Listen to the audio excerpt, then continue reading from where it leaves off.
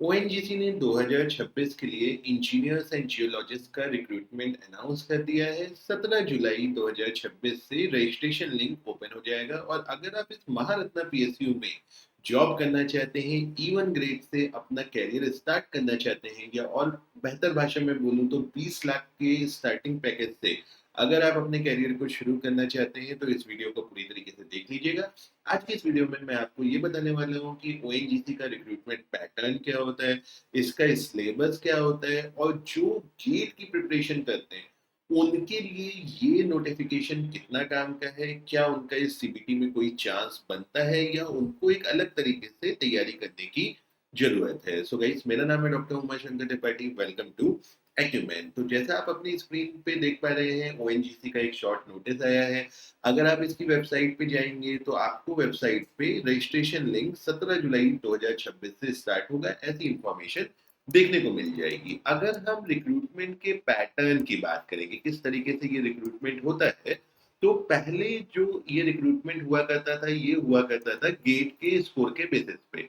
Last year से इसमें change करके इसको सीबीटी के थ्रू कर दिया गया। सबसे पहली चीज और सबसे इंपॉर्टेंट चीज बोली जाए, जो सैलरी है यहाँ पे 60,000 से 1,80,000 के एग्जीक्यूटिव 1 लेवल के ग्रेड की सैलरी है।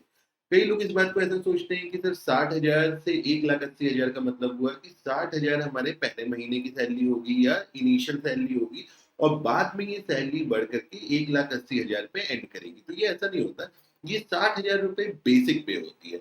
इस बेसिक पे पे कई तरीके के अलाउंस जैसे एचआरए, डीए, ये सब जुड़ता है, और इससे जा करके आपकी जो इन हैंड सैलरी बन करके आती है वो लगभग 1,20,000 से 25,000 रुपए बन करके आती है, डिपेंडिंग अपॉन किस सिटी में आपकी पोस्टिंग हुई है। यहाँ पे ये जो सैलरी है, ये सैलरी आपकी किसी भी, अगर आप कॉलेज प्लेसमेंट या किसी भी प्राइवेट कंपनी के इनिशियल खासकर कोर ब्रांचेस के पैकेज से कंपेयर करोगे तो काफी ज्यादा डिफरेंस होता है। काफी अच्छी स्टार्टिंग सैलरी महारत्ना पीएसयू जैसे कि ओएनजीसी आपको ऑफर करती है। अब जैसा मैंने कहा कि एग्जाम का पैटर्न क्या है, अभी देखिए ये डिटेल नोटिफिकेशन 2025 का है। तो जितनी भी ब्रांचेस यहाँ पे आएंगी उसकी इंफॉर्मेशन डेफिनेटली जब डिटेल नोटिफिकेशन आएगा तब मैं आपके साथ शेयर कर पाऊंगा। लेकिन कुछ चीजें कंसिस्टेंट रहती है, जैसे pattern of the examination.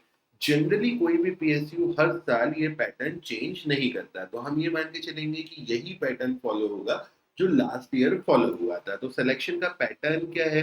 Pattern में आप देख रहे हैं कि यहाँ पे computer based test objective examination होगा। 85 नंबर का ये सीबीटी एग्जामिनेशन होगा, 15 नंबर का इंटरव्यू होगा, तो टोटल 100 नंबर में आपकी फाइनल मेरिट बनेगी। अब अगर आप यहाँ पे देखें तो यहाँ पे आपको देखने को मिल रहा है कि 85 में से 40 नंबर, यानी आपके लगभग लगभग 40 क्वेश्चन, मतलब लगभग लगभग 50% जो है आपका कोर टेक्निकल नॉलेज आएगा। फिर 10 नंबर की जनरल अवेयरनेस, एप्टीट्यूड टेस्ट और इंग्लिश लैंग्वेज 10 नंबर। अब यहाँ पे एक क्वेश्चन को टैकल करना बहुत जरूरी है, खासकर जो लोग कॉलेज में होते हैं, यूनिवर्सिटीज में होते हैं, उनके लिए प्रश्न बहुत इंपॉर्टेंट होता है। जो भी लोग गेट की तैयारी कर रहे हैं, क्योंकि गेट की तैयारी जनरली स्टूडेंट्स को सेकेंड ईयर फर्स्ट ईयर से आजकल शुरू कर देनी चाहिए। तो जब आप अपने फाइनल ईयर में पहुंचते हैं और गेट की तैयारी अगर आप काफी समय से कर रहे हो, और गेट का पेपर अगर आपने इस साल का दिया है या आगे आने वाले सालों में भी देना जा रहे हो, तो इन कंप्यूटर बेस्ड टेस्ट का मेरे को समझता है कि जो भी गेट की तैयारी करता है उनके लिए बस एक स्टेप ये करना होता है कि सीबीटी लेवल के क्वेश्चंस यहाँ पे प्रैक्टिस आपको करने होते हैं।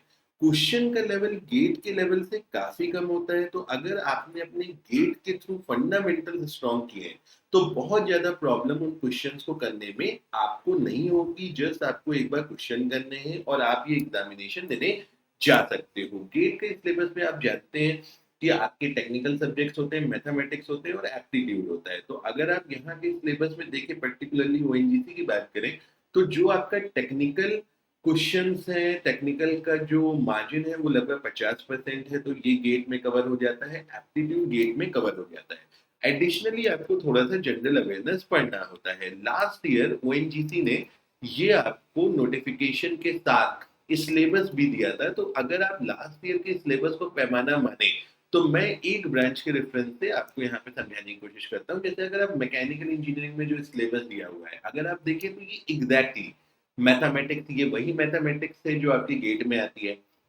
ये डिज़ाइन का portion exactly word by word अगर आप देखें, मतलब गेट का सिलेबस एज़ इट इज़ उठा करके यहाँ पे कॉपी किया हुआ है।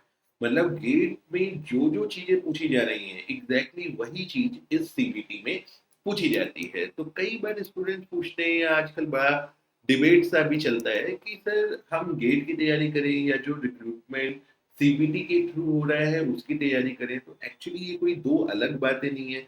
अगर आप गेट की तैयारी करते हैं तो बाय डिफ़ॉल्ट आप पीएसयू के लिए तैयार हो रहे होते हैं, लेकिन इसका रिवर्स शायद सच नहीं है।